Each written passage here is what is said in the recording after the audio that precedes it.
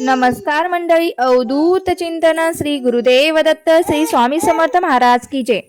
बघा, मार्गशीर्ष महिन्यातील प्रत्येक गुरुवारी श्री महालक्ष्मी व्रताची मांडणी करून अगदी आपण मनोभावे श्री महालक्ष्मीची पूजा केली. पण या पूजेप्रमाणेच या व्रताचं आपल्याला उद्यापन सुद्धा करायचं असतं. म्हणजे उद्यापन करणे हा देखील एक विधी आहे. तर मार्गशीर्ष महिन्यातील गुरुवारचे व्रत केले असेल तर ज्यांनी गुरुवारचे व्रत केले असेल त्या महिलांनी त्या व्रताचं उद्यापन कसं करायचं किंवा ते उद्यापन करणे का महत्त्वाचे आहे, केले नाही तर आपल्याला त्या व्रताचं फळ मिळणार नाही. तर तुम्ही योग्य पद्धतीने त्या व्रताचं उद्यापन कसं केलं की त्याचं फळ तुम्हाला संपूर्ण मिळेल ते आपण आजच्या व्हिडिओच्या माध्यमातून जाणून घेणार आहोत. मार्गशीर्ष गुरुवारचे उद्यापन कधी व कसे करावे, का करावे याची संपूर्ण माहिती आपण आजच्या व्हिडिओमध्ये जाणून घेणार आहोत. त्यामुळे तुम्ही व्हिडिओ स्किप न करता शेवटपर्यंत पहा. बघा, 18 डिसेंबरला मार्गशीर्ष महिन्यातील आपला चौथा गुरुवार आहे आणि या दिवशीच आपल्याला आपल्या महालक्ष्मीच्या व्रताचे उद्यापन करायचे आहे. कारण शेवटचा गुरुवार म्हणजे चौथा गुरुवार आहे. शेवटचा गुरुवारी ही अमावस्या पण आलेली आहे. मग उद्यापन कधी करावं, त्याचप्रमाणे आपल्याला शेवटच्या गुरुवारी कोणाला जर बाहेर गावी जायचं असेल किंवा काही जर अडचण अशी आली असेल तर अशा वेळेस आपण काय करायचं, तर त्यांनी शेवटच्या गुरुवारी उद्यापन करता आलं नाही तर मग तुम्ही उद्यापन कधी करावं. काहींना सुतक असतं, काहींना मासिक अडचणी असेल, अशा वेळेस त्यांनी उद्यापन करावं की नाही करावं. त्याचप्रमाणे आपण मार्गशीर्ष महिन्यात 4ही गुरुवार उपवास करत असतो, पूजा मांडणी व्रत संपूर्ण विधी करत असतो. त्याचप्रमाणे आपल्याला उद्यापनही करायचं असतं. बघा, मार्गशीर्ष महिन्यातील शेवटच्या गुरुवारी हे उद्यापनाच्या गुरुवारी आपण दुसऱ्याच्या घरी उपवास सोडावा का, व त्याचप्रमाणे आपल्याला कुमारिका सुवासिनी भेटल्या नाहीत तर काय करावे, देवीला नैवेद्य काय दाखवावा, अशा बऱ्याच प्रश्नांची उत्तरे आपण आजच्या व्हिडिओमध्ये पाहणार आहोत. त्याचप्रमाणे बऱ्याच महिलांना प्रश्न पडतो की आमचा एक गुरुवार मासिक धर्मात गेला, एक गुरुवार आम्ही बाहेर गावी गेलो होतो, मग आम्ही अजून किती गुरुवार करायचे. तर ही संपूर्ण माहिती आपण आजच्या व्हिडिओमध्ये पाहणार आहोत. बघा, आता 2025 मध्ये एकूण 4 गुरुवार आले होते. आपल्या पूजेसाठी मिळालेले हे 4 गुरुवार आहेत. आता प्रत्येक महिलेच्या अडचणीमध्ये एखादा गुरुवार तर जातच असतो किंवा एखाद्या गुरुवारी एखाद्या महिलेला बाहेरगावी जावं लागत असेल, त्यामुळे तिला पूजा मांडणी करता आली नाही, परंतु तुम्ही उपवास मात्र करू शकता. त्या दिवशी तुम्ही फक्त उपवास करू शकता. जर तुम्हाला पूजा मांडणी करता आली नाही तर तो गुरुवार तुम्हाला काउंट करायचा आहे.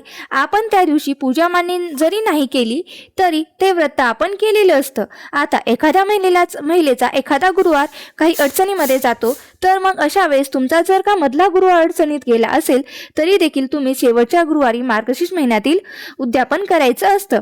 बघा, मार्गशीर्ष महिन्यातील पहिल्या गुरुवारी आपण या व्रताला सुरुवात करत असतो आणि मार्गशीर्ष महिन्यातल्या शेवटच्या गुरुवारी आपण या व्रताचं उद्यापन करत असतो. म्हणजेच काय, तर पहिल्या गुरुवारी आपण या व्रताला सुरुवात करतो आणि शेवटच्या गुरुवारी याचं उद्यापन करत असतो.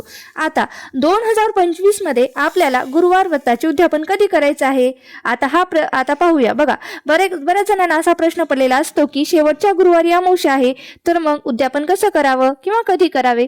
तर बघा, यावर्षी डिसेंबर महिन्यातील चौथा गुरुवार हा 18 तारखेला आलेला आहे. म्हणजेच 18 डिसेंबरला हा चौथा गुरुवार असणार आहे आणि याच दिवशी आपल्याला मार्गशीर्ष गुरुवारचे व्रताचे उद्यापन सुद्धा करायचे आहे. आता अमावस्या तिथी ही शुक्रवारी पहाटे लागत आहे. म्हणजेच 18 तारखेला अमावस्या प्रारंभ दिलेला आहे, परंतु तो उत्तर रात्री म्हणजेच एकदम मध्यरात्री 4:59 मिनिटांनी म्हणजे शुक्रवारच्या पहाटे लागत आहे. त्यामुळे ही अमावस्या आपल्याला शुक्रवारी 19 तारखेला धरली जाणार आहे आणि 20 तारखेला ही अमावस्या सकाळी 7:12 समाप्त होणार आहे. मग अशा वेळेस आपण बिनधास्त या मार्गशीर्ष महिन्यातील चौथ्या गुरुवारी आपण महालक्ष्मी व्रताचे उद्यापन हे करू शकतो. तर बघा, आता उद्यापन कसं करायचं, तर उद्यापन अगदी साध्या व सोप्या पद्धतीनं करायचं आहे. बघा, कसं करायचं आहे उद्यापन. ज्याप्रमाणे मागच्या 3ही गुरुवारी आपण माता महालक्ष्मीची अगदी मनोभावे पूजा केली आहे, त्याचप्रमाणे चौथ्या गुरुवारी म्हणजे शेवटच्या गुरुवारी सुद्धा तुम्हाला पूजा करून घ्यायची आहे.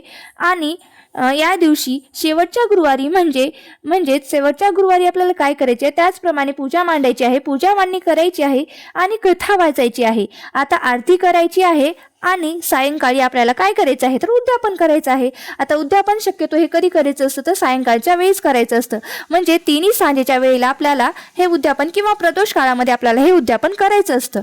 आता लक्ष्मी येण्याची वेळ असते, त्यामुळे आपल्याला हे उद्यापन करायचं असतं. आता उद्यापनासाठी म्हणजेच गुरुवारी आपल्याला काय करायचं असतं तर पुरणपोळीचा किंवा गोडाधोडाचा नैवेद्य करून आपल्याला देवीला दाखवायचा असतो. आणि तुम्ही जे अन्न करायचं आहे आणि तुम्हाला सुवासिनीला जे जेवायला बोलवायचे आहेत ते तुम्ही बोलवू शकता. जेवायला बोलवायला पाहिजेच असं काही नाही, जशी तुमची इच्छा असेल तसं तुम्ही बोलवू शकता.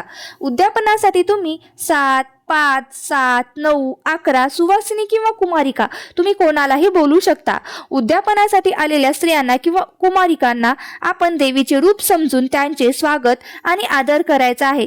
सर्वात आधी आलेल्या स्त्रियांना बसण्यासाठी आसन द्यायचे आहे. सुवासिनींना देवीचं रूप मानून त्यांची पूजा करायची आहे. त्यांचे पाय स्वच्छ धुवायचे आणि त्यांनी धुतलेले तरी चालू शकतं. शेवटी काय तर आपली भावना महत्त्वाची आहे. त्यांना हळदी कुंकू लावायचं, हातावरती एक एक फळ द्यायचं. तुम्ही कोणतेही फळ देऊ शकता, एखादी केळी, सीताफळ, सफरचंद कोणतंही फळ द्यायचं. पुन्हा आपण जे व्रत करत असतो, महालक्ष्मी व्रताची व्रत करत असतो त्या कथेची एक पुस्तक एक प्रत म्हणून त्यांना द्यायची असते. म्हणजेच काय तर त्यांची ओटी भरायची असते आणि ओटीमध्ये आपण जसं इतर वेळेला ओटी भरतो तशीच ओटी भरायची आणि त्यांना एक फळ आणि एक महालक्ष्मी व्रताची कथाची पुस्तक द्यायचं, म्हणजेच प्रत द्यायची. आता त्यावरती तुम्ही एक फूल ठेवू शकता, गजरा, वेणी, गुलाबाचं फूल सुद्धा देऊ शकतात, पान सुपारी द्यायची आणि त्याचबरोबर तुमची इच्छा असेल तर तुम्ही एखादी भेटवस्तू सुद्धा देऊ शकता. फक्त या दिवशी तुम्ही केशरयुक्त दूध देऊ शकतात किंवा छोट्याशा पेपर कपमध्ये तुम्ही आलेल्या स्त्रियांना थोडंसं दूध दिलं तरीही चालतं, किंवा तुम्ही जेवणासाठीही त्यांना बोलवू शकतात. म्हणजे जशी तुमची इच्छा असेल तशी तुम्ही हे करू शकतात. बघा, त्यानंतर त्यांना काय करायचं, नमस्कार करायचा. आणि या दिवशी शेवटचा गुरुवार आहे आणि आपल्या घरी उद्यापनासाठी काही स्त्रिया येतात, आपणही त्यांच्या घरी जातो. त्यामुळे छान असं तयार व्हायचं आणि साडी नेसायची. उद्यापनासाठी आलेल्या स्त्रियांची तुम्ही छान अशी ओटी भरू शकता खण नारळाने. त्याचबरोबर वाण म्हणून तुम्ही एखादी त्यांना भेटवस्तू सुद्धा देऊ शकतात किंवा एखादं फळ सुद्धा देऊ शकतात. आपल्या इच्छेनुसार जशी तुमची इच्छा असेल तसे तुम्ही देऊ शकता. मात्र या दिवशी तुम्हाला जे जे करणं शक्य आहे ते आनंदाने करण्याचा प्रयत्न करा. काही स्त्रियांना उद्यापनासाठी 5, 7, 9, 11 सुवासिनी किंवा कुमारिका मिळत नाही, तर त्यांनी एक जरी कुमारिका किंवा एक जरी सुवासिनीला बोलवलं तरीही चालतं. मानपान केला तरी, म्हणजेच हळदी कुंकू, फळ, व्रताचे पुस्तक, कोणतीही भेटवस्तू या एकही तुमच्या घरी जी स्त्री आलेली आहे त्याला तुम्ही देऊ शकता. तरीही तुमच्या व्रताचे हे उद्यापन होऊ शकतं. जर पण नाहीच मिळाले सुवासिनी किंवा कुमारिका तर तुम्ही तुमच्या मुलीला देखील हळदी कुंकू लावून तिचे देवीचे स्वरूप मानून मानपान करू शकता. त्याचबरोबर शक्य झालं तर आपल्याला या दिवशी ब्राह्मणाला सीधा वस्त्र आणि दक्षिणा देऊन त्यांना नमस्कार करायचा आहे. अशा प्रकारे आपल्याला उद्यापन करायचं आहे. दुसऱ्या दिवशी सकाळी आपल्याला लवकर उठून स्वच्छ अंघोळ करून देवीला हळदी कुंकू वाहून दूध साखरेचा किंवा कोणत्याही गोडाधोडाचा नैवेद्य दाखवून देवीची आरती करायची आहे. आणि आपल्या हातून नकळतपणे जी काही चूक झाली असेल त्याच्यासाठी आपल्याला क्षमा प्रार्थना करायची आहे. तुझे वास्तव आणि तुझी कृपादृष्टी अशीच आमच्या घरात सदैव असू दे, अशी मनोभावे आपल्याला काय करायची आहे तर देवीला प्रार्थना करायची आहे. या दिवशी एखाद्या स्त्रीला जर अडचण आली असेल तर उपवास मात्र त्यांनी स्वतः करायची आहे आणि पूजा दुसऱ्या एखाद्या कोणत्या तरी व्यक्तीकडून करून घ्यायची आहे. कथा ऐकायची आहे आणि आपल्याला सुवासिनीला हळदी कुंकू आणि एखादे फळ जरी आपल्या घरातील एखाद्या व्यक्तीला सांगून त्यांना द्यायला सांगायचं. अशा प्रकारे तुम्ही सुद्धा या दिवशी उद्यापन करू शकता. शेवटी काय तर आपण केलेली भावना महत्त्वाची असते. अशाच प्रकारे तुम्ही सुद्धा योग्य पद्धतीने उद्यापन केलं तर तुम्ही केलेल्या व्रताचं फळ हे नक्कीच तुम्हाला मिळतं. आता ज्यांना मासिक धर्म या व्यतिरिक्त इतर काही जर अडचण असेल किंवा सूतक असेल, विटाळ असेल किंवा इतर जर काही अडचण असेल, त्यांनी जर या शेवटच्या गुरुवारी उद्यापन करता आलं नाही तर काही हरकत नाही, तुम्ही तुमचे येणाऱ्या पुढच्या गुरुवारी उद्यापन करू शकता. जरी पुढचा पौष महिना लागत असला तरी देखील तुम्ही पौष महिन्यातील गुरुवारी तुमच्या व्रताचं उद्यापन हे करू शकता. आता ज्यांच्यामध्ये एखादी गुरुवार राहिली असतील, मग पहिला असू द्या किंवा दुसरा असू द्या किंवा तिसरा असू द्या, जास्तीचे गुरुवार करण्याची गरज नाही. तुम्ही देखील 4थ्या गुरुवारी 18 डिसेंबरलाच तुमच्या व्रताचे हे उद्यापन करू शकता. परंतु 18 डिसेंबरला म्हणजे शेवटच्या गुरुवारी जर कोणाला अडचण आली, मासिक धर्म असेल, तरच त्यांनी घरामध्ये शेवटच्या गुरुवारी कोणी करणारे नसेल तर त्यांनी देखील येणाऱ्या पुढच्या गुरुवारी या व्रताचं उद्यापन करायचं आहे. आता काहींना असं होतं की मासिक अडचण नाही, सुतक नाही, विटाळ नाही, परंतु शेवटच्या गुरुवारी आम्हाला बाहेर जायचं आहे, इमर्जन्सी आहे. मग अशा वेळेस तुम्ही त्या गुरुवारचं उद्यापन तुम्ही पुढच्या गुरुवारी सुद्धा करू शकता.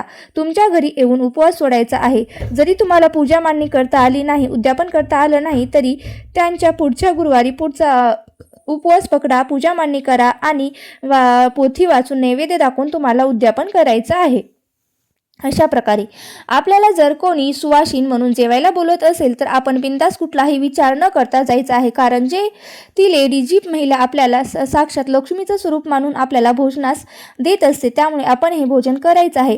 आपला उपवास असला तरी, आपला उपवास जरी त्यांच्या घरी सोडला जात असली तरी देखील आपल्याला लक्ष्मी स्वरूप मानून ते जेवायला बोलवत असल्यामुळे आपण त्यांच्या घरी जाऊन जेवण करू शकतो.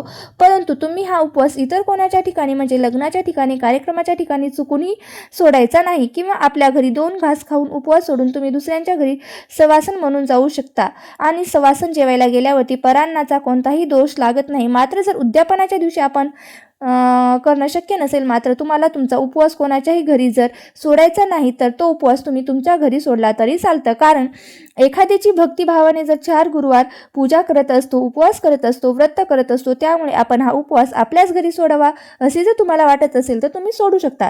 एक गोष्ट सांगायची राहून गेली की तुमच्या घरात जर उद्यापन असेल तर तुमच्या घरातील उद्यापन संपूर्ण तुम्ही ते करून घ्या सगळं, आणि नंतर कोणाच्या घरी जर जेवायला जायचं असेल तर तेही तुम्ही जाऊ शकता. म्हणजे तुमच्या मनावर, त्यांनी तर तुम्हाला लक्ष्मीचं स्वरूप हे म्हणून बोलवलेलं असतं, पण शेवटी तुमच्या मनावर जायचं असेल तर तुम्ही जाऊ शकता, नाही तर नाही. बघा, आता काहींना जर सुतक पडलं तर सुतक हे 10 ते 13 दिवसांचं असतं. 10 ते 13 किंवा 14 दिवसांचं सुतक असणं, मग अशा वेळेस तुमचे 2 गुरुवार जाऊ शकतात सुतकामध्ये. मग त्यामुळे तुमचे 2 गुरुवार झाल्यानंतर तुम्ही येणाऱ्या गुरुवारी पौष महिन्यातील तुम्ही तुमच्या या व्रताचे उद्यापन करायचं आहे. मग तोपर्यंत तुम्हाला प्रत्येक गुरुवारी उपवास हा धरावाच लागणार आहे. जोपर्यंत उद्यापन होत नाही तोपर्यंत तुम्हाला हा उपवास करायचा आहे. तसेच बघा, मार्गशीर्ष महिन्यामध्ये कुलदेवीला जाऊन येतो आणि मग त्या कुलदेवीची सवासणी घालायची असते. मग तुम्हाला असं वाटू शकतं की मी तर शेवटच्या गुरुवारी मार्गशीर्ष सवासणी, कुलदेवीची सवासणी एकत्र घालू शकते का? तर घालू शकता, पण शेवटच्या गुरुवारी घालू शकता, पण त्या वेगवेगळ्या घालाव्या. म्हणजे शेवटच्या गुरुवारी मार्गशीर्ष महालक्ष्मीचा सवासणी वेगळ्या घाला आणि अगोदर किंवा नंतर त्याच दिवशी कुलदेवीच्या नावाने वेगळ्या सवासणी घाला, किंवा एकाच वेळेस वेगवेगळ्या रूममध्ये देखील तुम्ही घालू शकता. अशा पद्धतीने तुम्ही सवासणी घालू शकता. तर कसा वाटला आजचा व्हिडिओ हा मला नक्की कमेंट करून सांगा. आजच्या व्हिडिओबद्दल नक्की मला कमेंट करून सांगा. जर तुम्हाला आवडला असेल तर जास्तीत जास्त लोकांपर्यंत शेअर करा, आणि जर हा व्हिडिओ आवडला असेल तर माझ्या व्हिडिओला नक्की लाईक करा. आणि असे छान माहितीपूर्ण व्हिडिओ पाहण्यासाठी आजच माझ्या चॅनलला सबस्क्राईब करून घ्या, कारण जेणेकरून तुम्हाला असेच नवनवीन व्हिडिओ पाहता येतील. आणि व्हिडिओ शेवटपर्यंत पाहिल्याबद्दल अगदी तुमची मनापासून खूप खूप आभारी आहे. धन्यवाद. श्री स्वामी समर्थ. जय जय स्वामी समर्थ.